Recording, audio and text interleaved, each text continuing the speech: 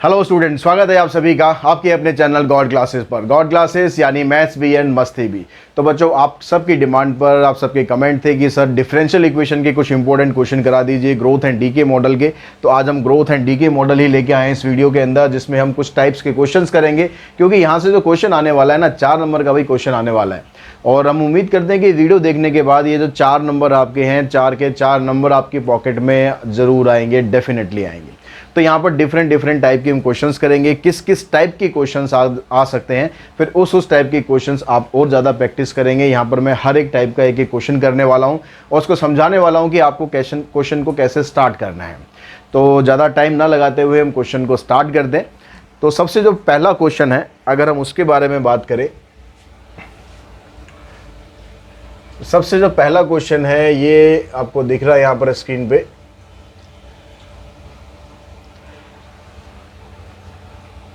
If the interest is compounded continuously at 6% per annum, how much worth rupees 1000 will be after 10 years? How long will it take to double rupees 1000? तो question में अब आपको कह क्या रहा है, ये क्वेश्चन में कह रहा है कि जो इंटरेस्ट है वो किस रेट से चार्ज हो रहा है, वो 6% के रेट से चार्ज हो रहा है। यानी आर आपको यहाँ पर दिया हुआ है, आर आप लिख सकते हो, आई लिख सकते हो, जैसे भी आप लिखते हो, ठीक है। आर आपको यहाँ पर दे रखा है 6%। The how much worth rupees 1000 will be after 10 years? यानी अगर हम अमाउंट की बात करें तो जो इनिशियल अमाउंट आपको दिया हुआ है यहाँ पर, वो 1000 का अमाउंट दिया हुआ है। उसने बोला है कि जो 1000 रुपीज़ हैं, जो आपके 10 साल बाद कितने हो जाएंगे, and how long will it take to double rupees 1000, और डबल होने के बाद वो कितने हो जाएंगे, ठीक है। कितने टाइम में आपका जो 1000 रुपीज़ है वो डबल हो जाएगा। 2 क्वेश्चन आपको यहाँ पर निकालने हैं। पहले क्वेश्चन में क्या कह रहा है कि 10 साल बाद आपके 1000 रुपये कितने कन्वर्ट हो गए, कितने बन गए, और दूसरे में कह रहा है कि आप अगर ये जानना चाहते हो कि आपका जो पैसा है वो डबल हो जाए, जैसे हम एफडीज़ वगैरह करते हैं, वहाँ पर हमें जब इन्वेस्टमेंट करते हैं तो बताया जाता है कि भाई आपका पैसा इतने टाइम में डबल हो जाएगा। तो यहाँ पर भी हमें पैसा डबल करना है। कितने टाइम में डबल होगा, कैसे होगा, उसके बारे में बात करते हैं। अब यहाँ पर किसने दिया हुआ है कि जो हमारा प्रिंसिपल अमाउंट है वो किस रेट से चेंज हो रहा है, 6% पर ईयर के हिसाब से चेंज हो रहा है। तो हम यहाँ मान के चलेंगे, हर क्वेश्चन में हम ऑलमोस्ट ऐसे स्टार्ट करेंगे, let P be the amount. P be the amount, आपको थोड़ा सा इसकी थिकनेस हम बढ़ा लेते हैं ताकि आपको क्लियरली दिखाई दे। Let P be the amount at any time T.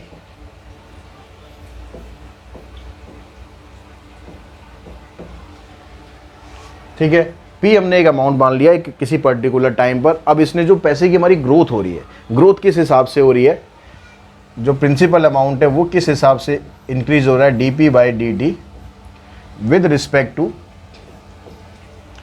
6%। उसने क्लियरली बताया हुआ कि भाई 6% के हिसाब से आपका जो प्रिंसिपल अमाउंट है वो चेंज हो रहा है, यानी 6% ऑफ, अब ये 6% किसका होगा, 6% ऑफ प्रिंसिपल अमाउंट, यानी 6% ऑफ पी। अब यहाँ से आपको क्या करना है, ये लगभग हर एक क्वेश्चन में आपको सेम प्रोसेस यूज करना है। dp by D T equals to 6/100 p। p को आप dp के नीचे लेकर आएंगे और बाकी टर्म्स को एक तरफ लेके जाएंगे। तो यहाँ से बन गया आपके पास dp/p, इधर से आ गया 6/100, और यहाँ पर आ गया आपके पास dt। इस साइड भी हम इंटीग्रेट करेंगे और इस साइड भी इंटीग्रेट करेंगे। पहले आप साइड चेंज कर लेंगे, साइड चेंज करने के बाद नेक्स्ट स्टेप में उसको इंटीग्रेट करेंगे। अब इंटीग्रेट करेंगे तो यहाँ से आपके पास आ जाएगा log p, और इधर से आ जाएगा ये 0.06 लिख लूँ मैं इसे, 0.06 t। dt का इंटीग्रेशन करेंगे, प्लस में आ जाएगा c। ये आपके पास फर्स्ट इक्वेशन आ गई है। अब ये इक्वेशन आने के बाद आपको ऑलमोस्ट हर एक क्वेश्चन में कैसे करना है, आपको c की वैल्यू निकालनी है। आपको क्या क्या क्वेश्चन के अंदर दिया है उसके हिसाब से सबसे पहला काम होगा कि जब t की वैल्यू 0 होगी, यानी इनिशियल की बात कर रहा है, स्टार्टिंग की बात कर रहा है, तो स्टार्टिंग में हमें दिया हुआ है कि जो प्रिंसिपल अमाउंट है वो 1000 है। यानी if t equals to 0 then p equals to, अगर t 0 है तो p उस समय 1000 है। तो यहाँ पर आप p की जगह पर 1000 पुट करेंगे, log 1000 इक्वल्स टू 0.06, टी की जगह आ जाएगा 0, प्लस में सी, यानी यहाँ से आपके पास सी की वैल्यू आ जाएगी log 1000। यहाँ पर अब ये आपको वैल्यू वगैरह कुछ नहीं रखनी है, बस आप ऐसे इसको छोड़ देंगे log 1000 सी की वैल्यू। तो इस वैल्यू को आप यहाँ फर्स्ट इक्वेशन में डालेंगे। तो फर्स्ट इक्वेशन में डालने पर आपके पास क्या बन गया, log p equals to 0.06 t और प्लस में सी की जगह आ जाएगा log 1000। अब उसके बाद क्वेश्चन में ये कहता है कि 10 साल के बाद ये जो प्रिंसिपल अमाउंट है ये कितना होगा, यानी जो टाइम है अब उसको आप चेंज करेंगे इफ़ t इक्वल्स टू 10। तो उस केस में आपको p की वैल्यू फाइंड करनी है। तो यहाँ पर आप log p का log p रखेंगे और इसकी जगह आगे आपके पास 10, t की जगह पर 10 पुट करेंगे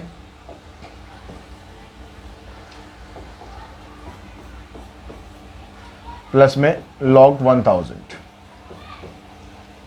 अब ये log वाली जो दोनों टर्म है log p और log 1000 दोनों को एक साइड शिफ्ट करो तो ये बन गया आपके पास log p minus log 1000 equals to 0.6। अब यहाँ से log की जो प्रॉपर्टी है log a minus log b वो प्रॉपर्टी आप लगाएंगे तो ये बन जाएगा आपके पास log a by B equals to में 0.6। अब उसके बाद यहाँ पर देखना कि आपको जो वैल्यूज़ दी गई ना वो किस तरह से दी गई है। यहाँ पर वैल्यू में कह रहा है कि वैल्यू आपको दी गई है e रेस टू पावर 0.6 है, थोड़ा सा वो फॉर्मेट की गड़बड़ है, e रेस टू पावर 0.6 है, उसकी वैल्यू 1822 है। मतलब यहाँ पर एक्सपोनेंशियल फंक्शन की वैल्यू दी है तो इस लॉग को आपको एक्सपोनेंशियल में कन्वर्ट करना है। लॉग को एक्सपोनेंशियल में कन्वर्ट कैसे करते हैं, जब भी आप लॉग को लेफ्ट हैंड साइड से हटाकर राइट में लेके जाओगे तो वो एक्सपोनेंशियल फंक्शन बन जाता है और जो भी टर्म इधर होती है वो पावर में शिफ्ट हो जाती है। अब ये e की पावर 0.6 उसकी वैल्यू आपको दे रखी है 1.822। तो p इधर जाएगा ये 1000 इंटू में 1.822, इसको इससे मल्टीप्लाई करेंगे तो हमारा आंसर आ जाएगा 1822। यानी 10 साल के बाद जो आपका 1000 रुपये था वो बन जाएगा 1822। तो ये तो हमारा क्वेश्चन हो गया यहाँ तक। अब उसके बाद ये नेक्स्ट पार्ट में पूछता है कि how long will it take to double ₹1000। अगर आपको ₹1000 को डबल करना है तो टाइम कितना लगेगा, अब टाइम पूछ रहा है। तो इस केस में हमारे पास p की जो वैल्यू है वो दे दी आपको डबल मतलब 2000 कर दिया हमने, तो टाइम कितना लगेगा ये बताना है। तो फिर से आप यहाँ पर क्या आएंगे, वापस जो ये इक्वेशन हमने बनाई थी इसके अंदर पुट करेंगे log p की जगह आ जाएगा आपके पास 2000 इक्वल्स टू में 0.06t प्लस में log 1000। अभी log 1000 को फिर आप लेफ्ट में लेकर आओ तो यहाँ से आपकी वैल्यू बनेगी ये, फिर प्रॉपर्टी आप लगा दोगे log 2000 डिवाइडेड बाय हो जाएगा 1000 इक्वल्स टू 0.06t। यहाँ से इसको कैंसिल करेंगे तो बचेगा log 2। अब t की वैल्यू आप निकालेंगे, 0.06 को नीचे लाएंगे तो t की वैल्यू आ जाएगी 1/0.06 log 2, या आप इसको लिख सकते हैं 100/6 log 2 और 2 से आप इसको डिवाइड कर दो 50/3 log 2। अब इस क्वेश्चन में अगर आपको log 2 की वैल्यू दी जाती तो आप उसको पुट कर देंगे और log 2 की वैल्यू अगर हमारे पास नहीं है तो हमारा आंसर जो है वो इतना ही हो जाएगा। तो log 2 की वैल्यू यहाँ क्वेश्चन में हमें नहीं दी है तो आप आंसर को इतना ही छोड़ेंगे। अगर log 2 की वैल्यू दी होगी तो यहाँ पर पुट करके आंसर को निकाल देंगे। और टाइम आप निकाल रहे हैं तो टाइम लास्ट में जो यूनिट ज़रूर है वो लगा देना ईयर्स, कि इतने साल के अंदर हमारा पैसा जो 1000 रुपीज़ है वो डबल होके इतना 2000 रुपीज़ हो जाएगा। तो इस तरह से हम ये क्वेश्चन करने वाले हैं। यहाँ पर जो भी क्वेश्चन आप करोगे जिसमें भी आपको इस तरह का कंपाउंड इंटरेस्ट दे रखा होगा, 6% है, 3% है, 2% है, R% है, सबको ऐसे ही आपको स्टार्ट करना है कि P भी any amount at any time T। और यहाँ पर ये जो परसेंटेज है इस परसेंटेज को लेना है, R दिया है तो R लेके चलो, रहेगा वो कांस्टेंट ही। ठीक है, 6% जैसे कांस्टेंट है यहाँ पर R आ जाएगा तो R% चलेगा।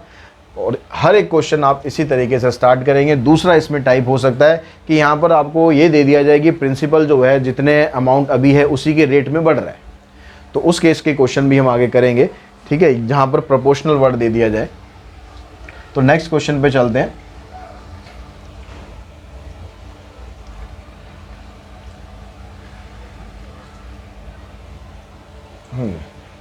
ये हमारे पास नेक्स्ट क्वेश्चन है।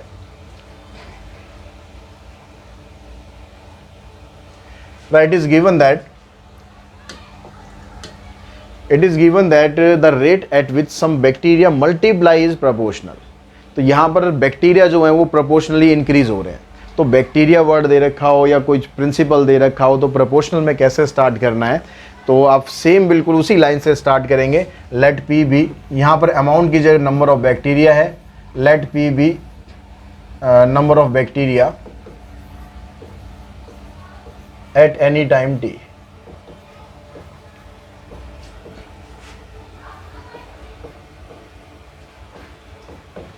अब इसने बताया कि जो बैक्टीरिया है वो किस रेट से बढ़ रहे हैं।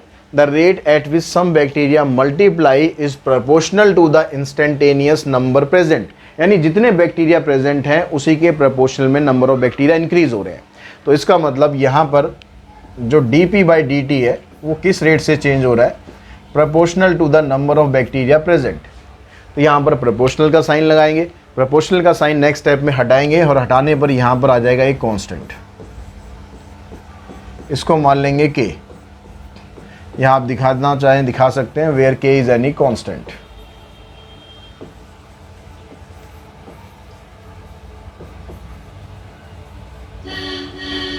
अब यहाँ पर जो पिछला क्वेश्चन जैसे हमने करा था ना, सेम उसी तरीके से आगे बढ़ना है। P को यहाँ पर नीचे लाएंगे dp के साथ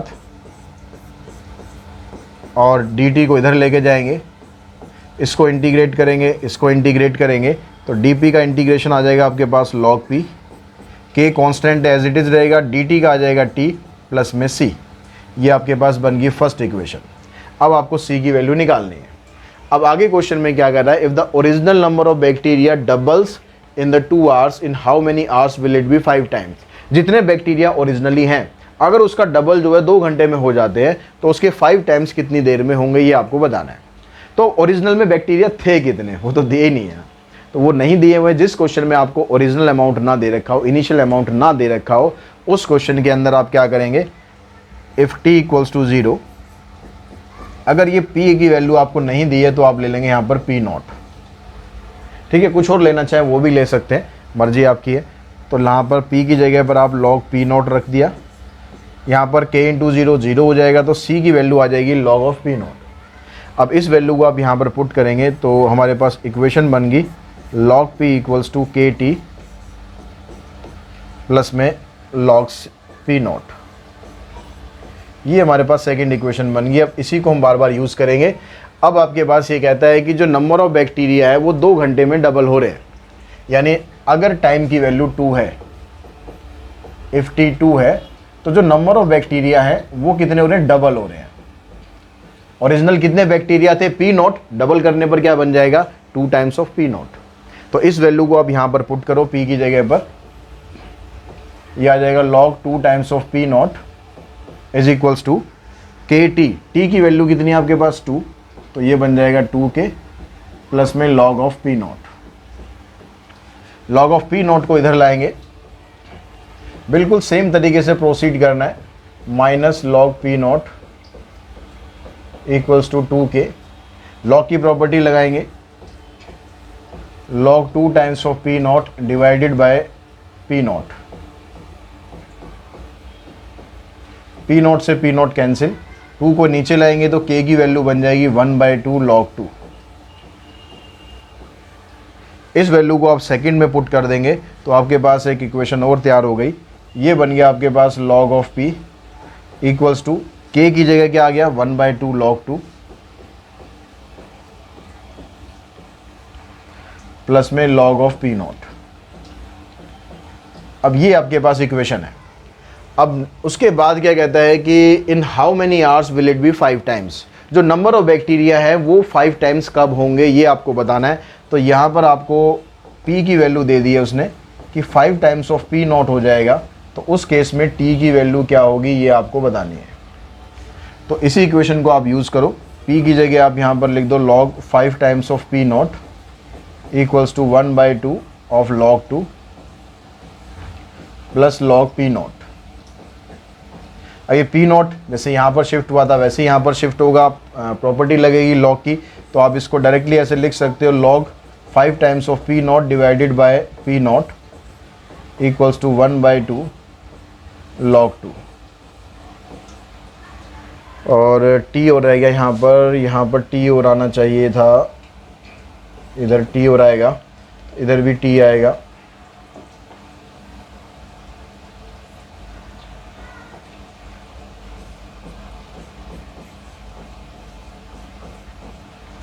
तो यहाँ पर भी t लिखेंगे। अब इस t की वैल्यू निकालनी है, p नॉट से p नॉट कैंसिल हो जाएगा, 2 इधर आ जाएगा, log 2 नीचे आ जाएगा, तो आपके पास t की वैल्यू क्या बनेगी 2 times of log of 5 divided by log of 2। इतने साल लगेंगे नंबर ऑफ बैक्टीरिया को डबल होने और 5 टाइम्स होने में।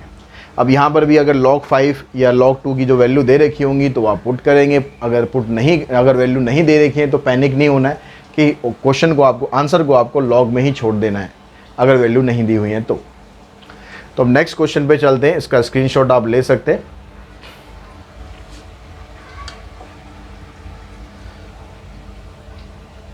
नेक्स्ट आ गया हमारे पास थर्ड क्वेश्चन।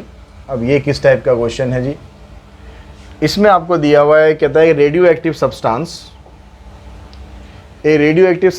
डिसइंटीग्रेट का मतलब होता है कम होना, at a rate proportional to the amount of the substance present, यानी जितने सब्सटेंस वहाँ पर प्रेजेंट हैं तो उसी के प्रोपोर्शनली वो डिक्रीज हो रहा है। तो पिछले क्वेश्चन में क्या हो रहा था, इंक्रीज हो रहा था, नंबर ऑफ बैक्टीरिया बढ़ रहे थे, यहाँ रेडियो एक्टिव सब्सटेंस जो है वो कम हो रहा है, डिक्रीज हो रहा है। स्टार्ट वैसे ही कर ले, let P be the number of substance at any time T, बिल्कुल सेम लाइन से स्टार्ट कर देते हैं। और यहाँ पर अब जो रेट ऑफ चेंज है वो आपको नेगेटिव दिया हुआ है, यानी जो dp/dt है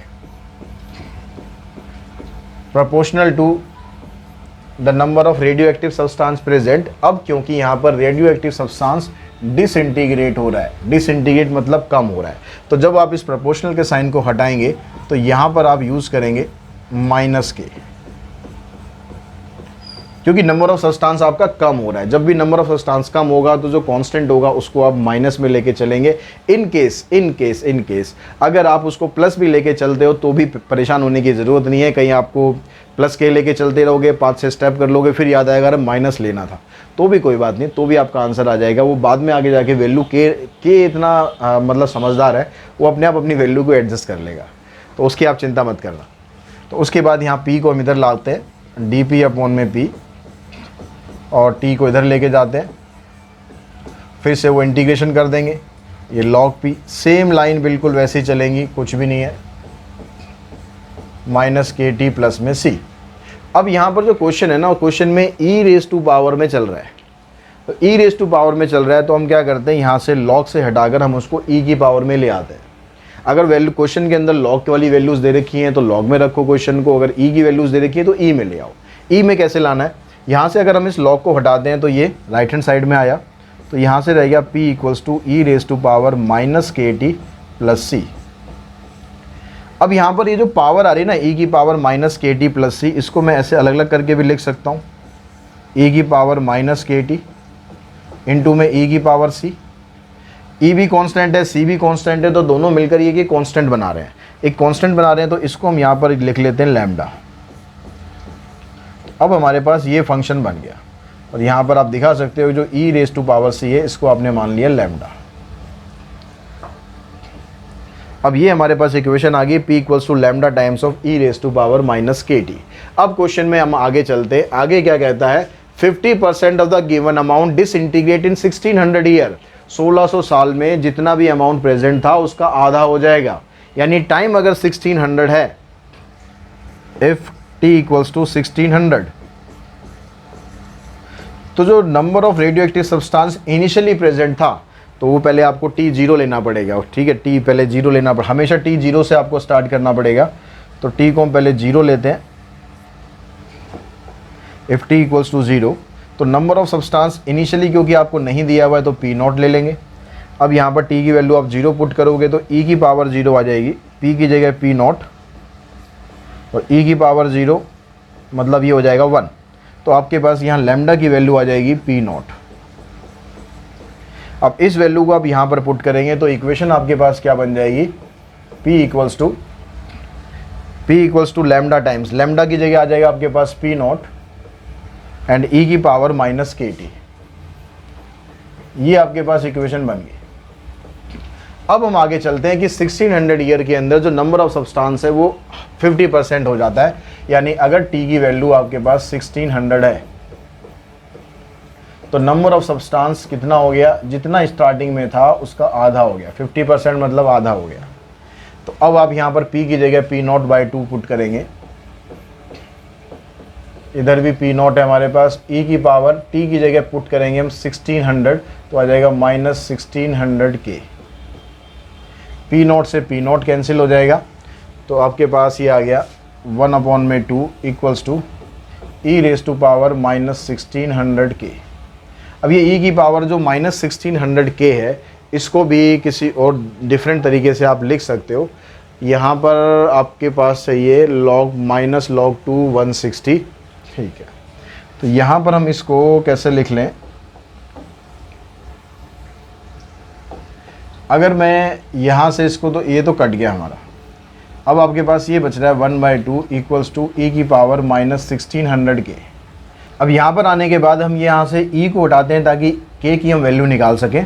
तो e को उठाने का तरीका क्या रहेगा, हम log ले लेते हैं दोनों तरफ, जैसे हमने यहाँ पर किया था। जब हम log को इस साइड ले गए थे तो e में कन्वर्ट हो गया, e को वापस लाएंगे तो ये log में आ जाएगा। तो ये बन जाएगा log 1/2 इक्वल्स टू माइनस 1600 के। जो log 1/2 होता है ये माइनस log 2 के बराबर होता है।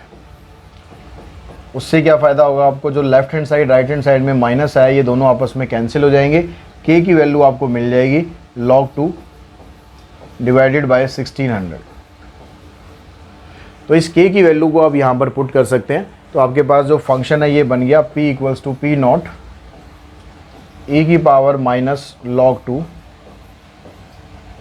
डिवाइडेड बाय 1600 इनटू में t। अब ये आगे क्वेश्चन में कहता है कि जो what percent of the substance disintegrate in 10 year, 10 साल के अंदर कितना सब्सटेंस डिसइंटीग्रेट हो जाएगा। तो पहले हम ये निकाल लेते हैं कि 10 साल के अंदर कितना सब्सटेंस कम हो रहा है, यानी कितना सब्सटेंस रह गया है। जितना रह जाएगा फिर उससे हम इजीली निकाल सकते हैं कि कितना डिसइंटीग्रेट हो गया। तो यहाँ पर अगर हम t की वैल्यू पुट करें 10 तो ये बनेगा आपके पास p इक्वल्स टू में पी नॉट e की पावर माइनस log 2 1600 इंटू में 10 से ये हो जाएगा कैंसिल। तो यहाँ पर रह गया आपके पास p equals to P not e की पावर माइनस log 2 अपॉन में 1600, ये पूरा का पूरा पावर में है। और यहाँ पर देखो e की पावर माइनस log 2 अपॉन में 160, यहाँ पर 0 कट गया तो 160 ही रह जाएगा। ठीक है, थोड़ा सा इसको सही करके लिख देते हैं, कंफ्यूज नहीं होना। आपके पास ये बच गया p equals to P not e की पावर माइनस log 2 अपॉन में 160, ऐसे ये पावर में है।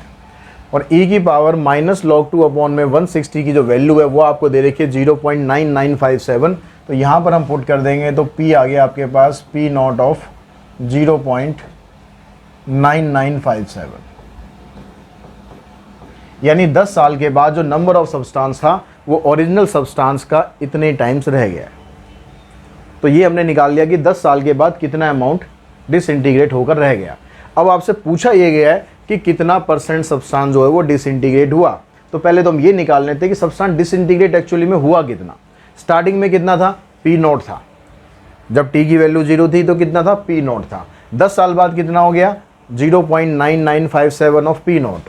तो सब्सटेंस डिसइंटीग्रेट कितना हुआ,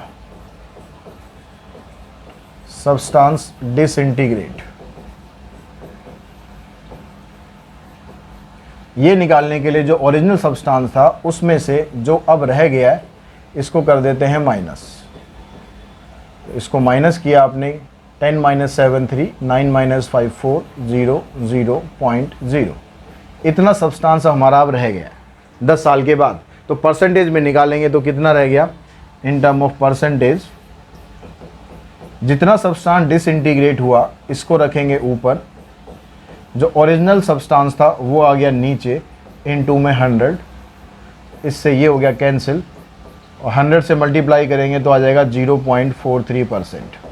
यानी 10 साल के अंदर जो 0.43% था वो हमारा डिसइंटीग्रेट हो गया है।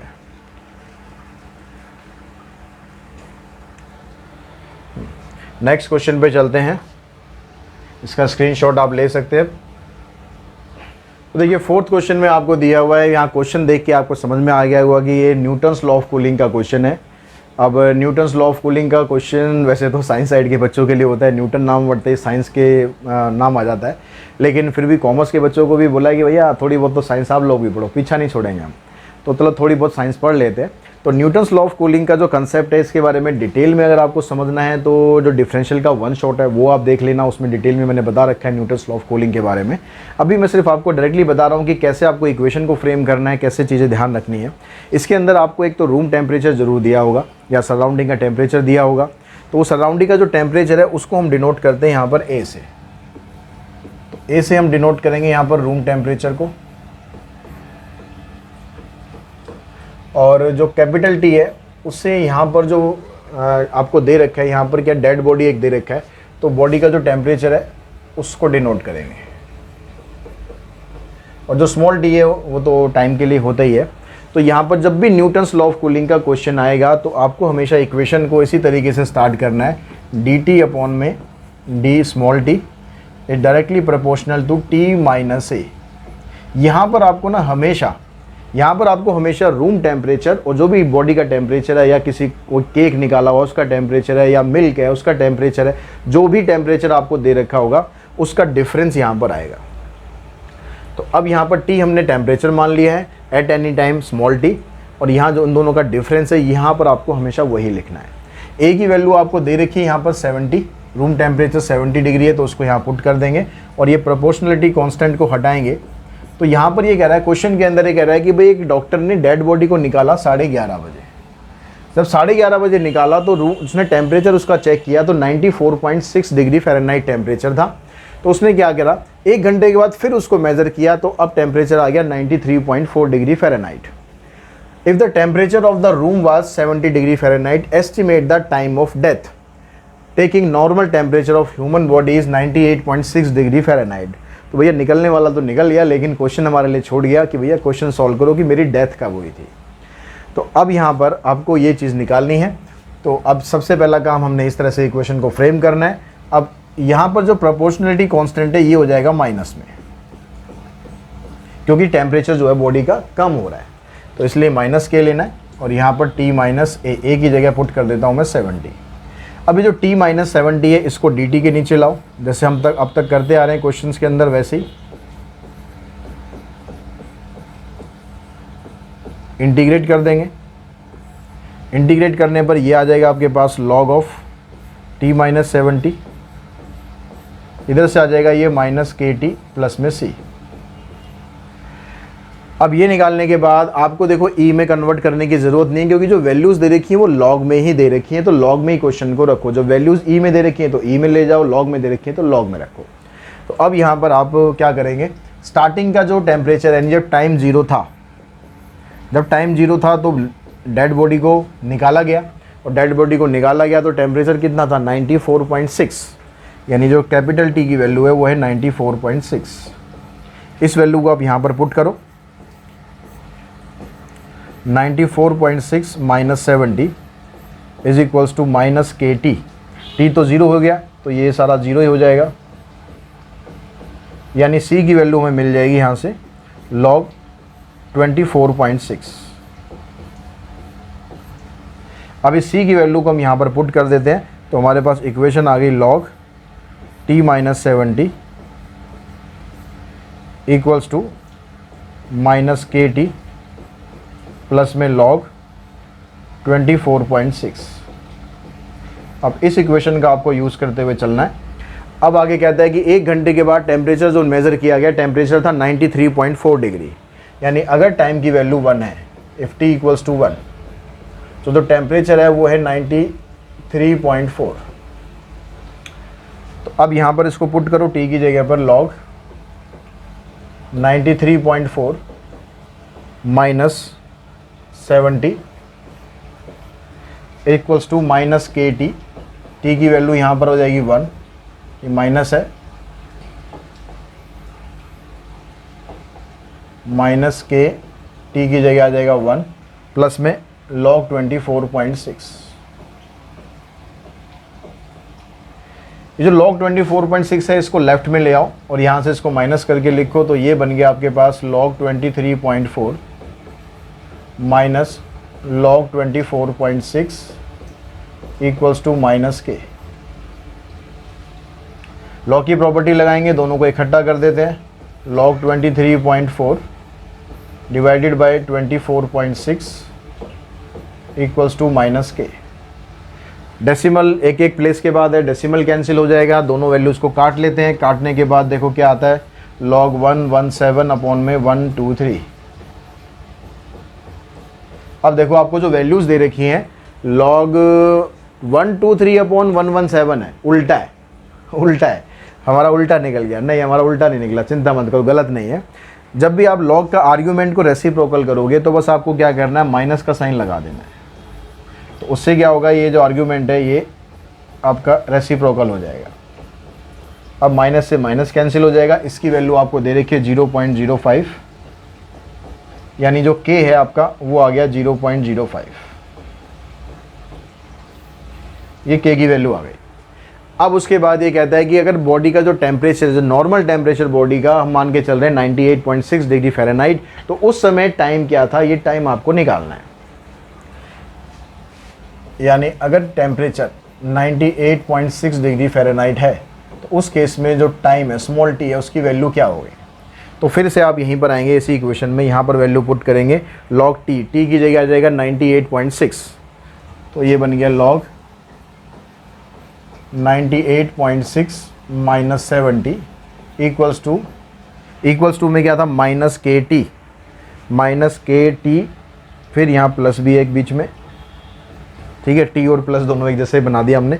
तो माइनस के टी, के की वैल्यू क्या है 0.05, तो माइनस 0.05 टी हमें निकालना है। फिर उसके बाद साथ में आपको दिया हुआ log 24.6, तो वो यहाँ पर आ जाएगा log 24.6। फिर log 24.6 को इधर लाएंगे, इधर से माइनस करके इसको लिख लेते हैं। तो ये आ गया आपके पास log 28.6 minus log 24.6 is equals to 0.05 into में टी विद नेगेटिव साइन,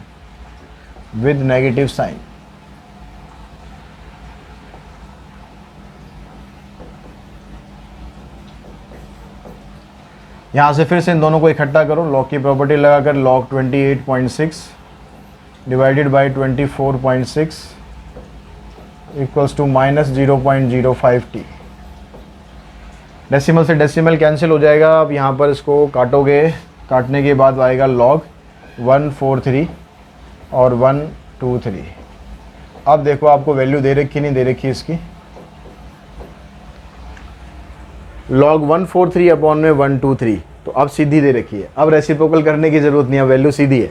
तो इस वैल्यू को पुट करेंगे 0.15066, 0.15066। तो t की वैल्यू हम निकालेंगे, t की वैल्यू आ जाएगी, इसके नीचे आ जाएगा, तो 0.15066 डिवाइडेड बाय माइनस साइन भी आ जाएगा 0.05। तो डेसिमल यहाँ 2 के बाद है, यहाँ 3 के बाद है, तो डेसिमल तो यहाँ पर चला जाएगा, तो ये हो जाएगा माइनस 0 तो लिखने की ज़रूरत नहीं है अब, तो माइनस 15.066 डिवाइडेड बाय 5। और 5 से अगर आप इसको डिवाइड करोगे तो आपके पास आ जाएगा 5 3 15, 0 5 1 5, 1 बचेगा, 5 3 जा 15, तो -3.013 आ जाएगा, यानी अप्रोक्सीमेट -3 आ गया। ठीक है, -3 आवर्स। अब -3 आवर्स का मतलब है कि टाइम पीछे जा रहा है। ठीक है, टाइम मशीन में बैठ के हम पीछे जा रहे हैं। पीछे जाने का मतलब है कि जब बंदे की डेथ हुई होगी, तो जब बॉडी कब निकाली है, 11:30 बजे, यानी डेथ कितने बजे हुई है, 3 घंटे पहले। 3 घंटे पहले मतलब 8:30 बजे। तो डेथ टाइम जो है आपके पास अप्रोक्सीमेटली 8:30 बजे का है। तो जो न्यूटन्स लॉ ऑफ कूलिंग वाले क्वेश्चन है, सारे बिल्कुल इसी तरीके से आपको प्रोसीड करने हैं। आई होप आपको समझ में आ गया होगा और इसमें आपको कोई प्रॉब्लम आपको नहीं होगी। तो नेक्स्ट क्वेश्चन पे चलते हैं, जो कि क्वेश्चन है हमारा ड्रग एसिमिलेशन का। इसका स्क्रीनशॉट आप ले सकते हैं।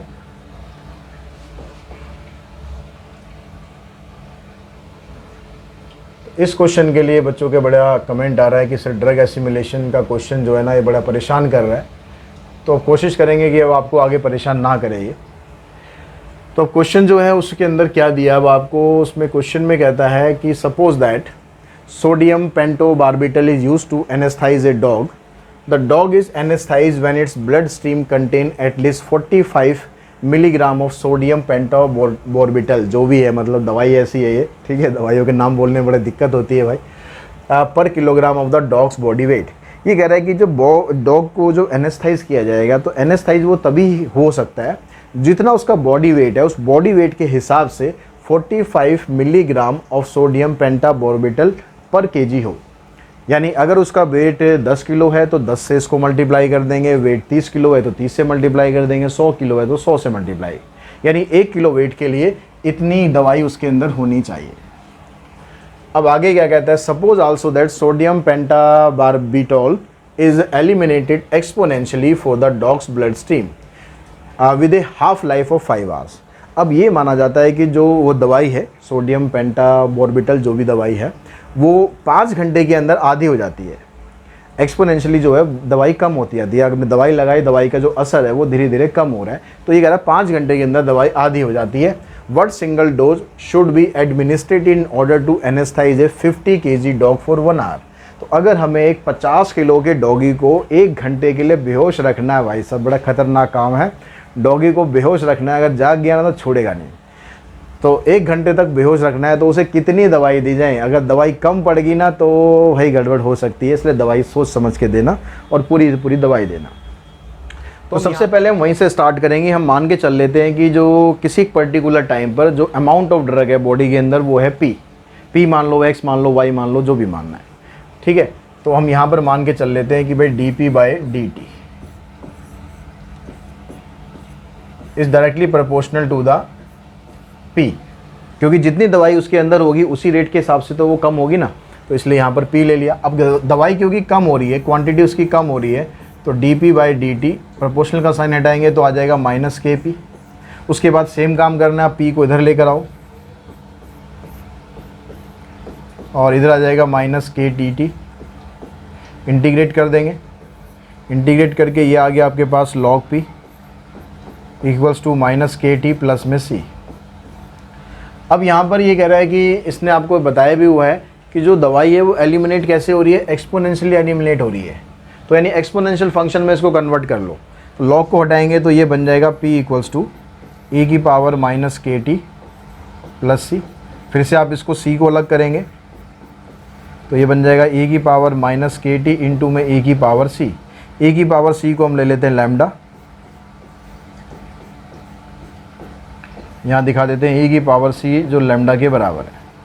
अब सबसे पहले हम वहीं से स्टार्ट करेंगे। भाई इनिशियली दवाई कितनी थी, स्टार्टिंग के अंदर दवाई कितनी डाली गई वो अभी हमें पता नहीं है कि दवाई कितनी डाली गई, तो उसको हम मान के चल लेते हैं। If t equals to 0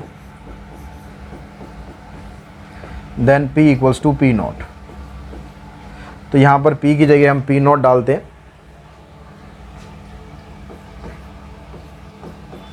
lambda e की पावर 0 हो जाएगा, e की पावर 0 मतलब 1। तो लैम्डा की वैल्यू आपको मिल गई यहाँ से p नॉट। तो इसको हम यहाँ पर डालते हैं अब कि p इक्वल्स टू लैम्डा की जगह आ गया आपके पास p नॉट e की पावर -kt। अब उसके बाद क्वेश्चन में क्या दिया गया है कि कहता है क्वेश्चन के अंदर कि आधी जो दवाई है वो 5 घंटे के अंदर हो जाती है। जितनी दवाई इनिशियली प्रेजेंट थी 5 घंटे के अंदर उसकी हाफ हो जाएगी। तो अगर यहाँ पर टी की वैल्यू 5 है तो जो अमाउंट है दवाई का वो कितना हो जाएगा, जितना स्टार्टिंग में था उसका हाफ हो जाएगा, यानी P0/2 हो जाएगा। तो यहाँ पर आप P की जगह P0/2 पुट करो, E की पावर आ जाएगी -KT यानी -5K।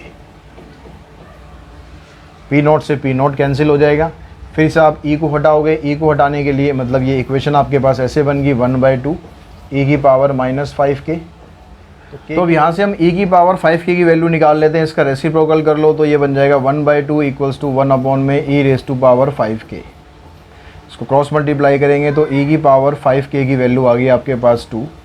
E की पावर 5K को आप ऐसे भी लिख सकते हो E की पावर K की पावर 1/5 5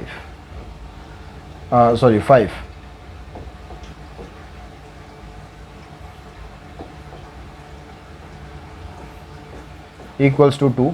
अब इस 5 को जब आप उधर लेके जाओगे तो ये बन जाएगा E की पावर K की वैल्यू है 2 की पावर 1/5। 1/5 मतलब आप इसको लिख सकते हो 2 की पावर 0.2।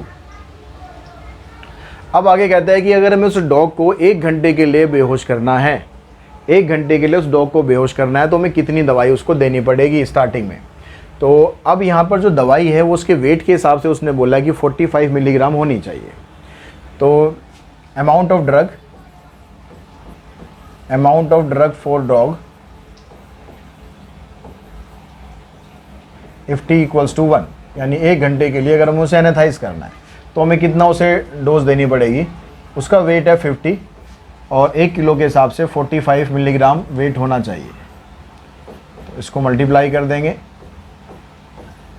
इतने मिलीग्राम वेट यानी इतनी क्वांटिटी दवाई की होनी चाहिए अगर T की वैल्यू 1 है। तो अब हम वापस यहाँ अपनी इक्वेशन पर आएंगे, जो हमारे पास ये इक्वेशन थी P = P0, इस पर आएंगे। फिर से इस पर इसका नाम डाल सकते हो।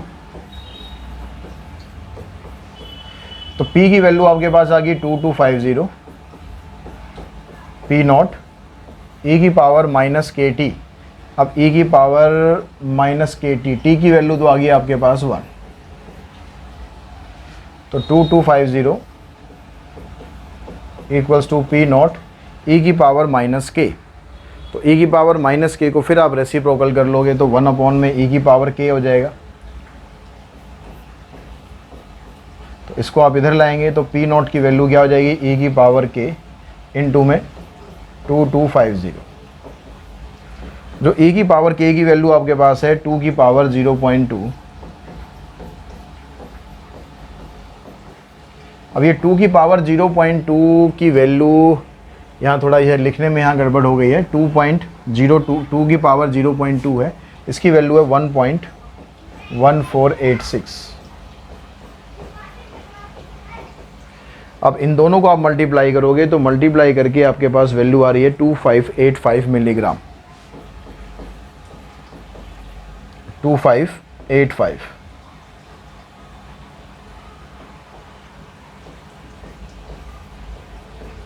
ये जो भी आंसर आएगा हमारा अप्रोक्स आएगा, यानी स्टार्टिंग में डॉग को इतनी दवाई दी गई थी। P0 की वैल्यू हमारी ये आ गई। तो आई होप ये ड्रग एसिमिलेशन का क्वेश्चन है, ये भी आपको समझ में आ चुका होगा कैसे आपको प्रोसीड करना है। सब कुछ काम वही है, बस यहाँ पर आपको ध्यान रखना है कि जितना बॉडी वेट होगा उस बॉडी वेट के हिसाब से उसको दवाई दे देनी है। फिर जो भी टाइम होगा, कितने टाइम के लिए आपको उसे बेहोश करना है, 1 घंटे के लिए, 2 घंटे के, 3 घंटे के लिए, जितने टाइम के लिए आपको बेहोश करना है उसके हिसाब से यहाँ पर टाइम लेना। उसके बॉडी वेट के हिसाब से जो भी उसको एनेस्थाइज करना है, जो भी दवाई देनी है पर किलोग्राम के बारे में आपको दे रखा होगा, और उसको यहाँ पर मल्टीप्लाई कर देना। बस ये वाला जो स्टेप है, ये वाला स्टेप है, बस ये आपके लिए एक्स्ट्रा है।